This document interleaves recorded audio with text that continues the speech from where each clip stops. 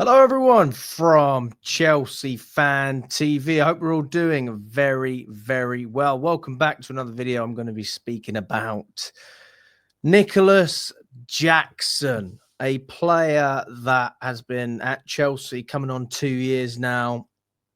A player that was signed from Villarreal, relatively cheap deal, just above 30 million. And this was going to be the catalyst striker that Clear Lake Capital and Todd Bowley were going to use to get Chelsea to the next level. And he was going to be the man, wasn't he? After this Newcastle game,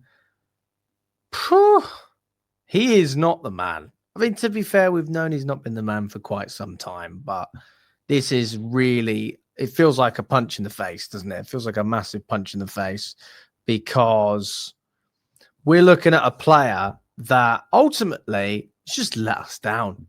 He's let us down. He's let the fan base down. He let his teammates down against Newcastle, getting sent off in the first half, elbowing someone in the face. And he has made himself unavailable for the next 2 Premier League matches. He won't be available against Man United, and he won't be available against Nottingham Forest on the final game of the season.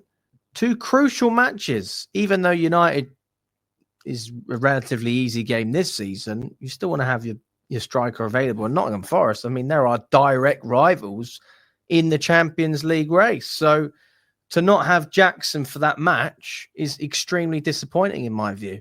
But listen, you live and you learn. And I have certainly learned. I don't know if you supported or liked Jackson throughout the season. Me personally, I've been a big fan of what I've seen from Jackson. I think that he has a lot of qualities that I like. And I think that in his first season, we had some good stuff to look forward to coming into this one. But I think the main take that I want to get from this is has Nicolas Jackson actually improved since coming to Chelsea? How much has he improved? Is he better this season or was he better last season? To give you the short and blunt answer, I think he's probably regressed in a lot of ways. And this is a call to get a striker more than anything. This has been something that Chelsea fans have spoken about. I don't understand how anyone can believe that this is the man to lead us forward in the Premier League. The way he's going about things at the moment, it's just not good. It's not good enough. It's not good enough. And yeah, he's underachieved. He's been underwhelming. You're never going to win a league title with this guy. It's not going to happen. Now, I'm sure most of you watch the Chelsea matches. I'm sure you do. But stats are also something that we can look at and reference to have an idea of what a player is bringing to a team from a numbers perspective. We know Chelsea love their data as well, don't we? They love the data at Chelsea. Listen, this is his stats from this season in all competitions. Okay, 30 appearances in the Premier League. I think we're going to focus more on league stats than anything. He hasn't really featured in the Conference League too much. And he's had 15 GA in total. Okay, 10 goals, 5 assists. All right, so we're not sitting here saying these stats are poor. We're not. That's not the idea of this. But it's just to look at what he's done in previous seasons as well, and just have a little bit of a comparison, something to lean on, so that you have an idea of whether he's actually progressed. That is what you're seeing right now. Is this season's statistics in the Premier League? Now, if you look at last season's stats, this is what you see. Okay. You see 35 appearances in the Premier League, 14 goals and 5 assists.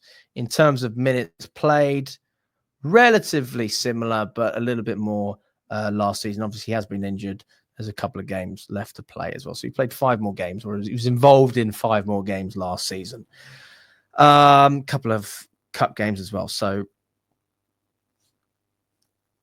that's what we're looking at the moment. Okay, so just to get back to it, obviously you've seen what he did last season, you've seen what he's done this season already. By that account, he's had a better year last year, because he's not going to be available for United. He's not going to be available for Nottingham Forest.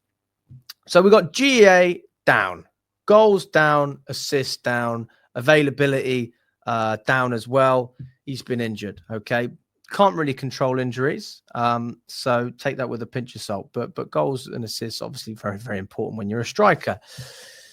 What else has actually improved with Nicolas Jackson this season? What can you sit here and say he's better at this now than he was at the end of last season? Okay, because I think Jackson come into Chelsea as a very raw player, a player who needed a lot of development, a player who needed a lot of coaching.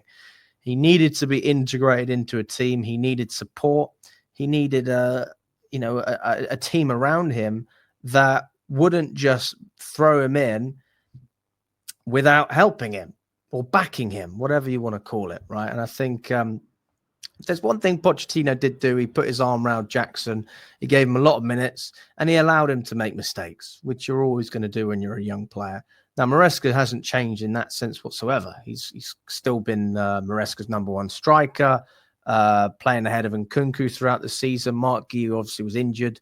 Jackson's always been our number one this season. Our number one, number 9, whatever you want to call it.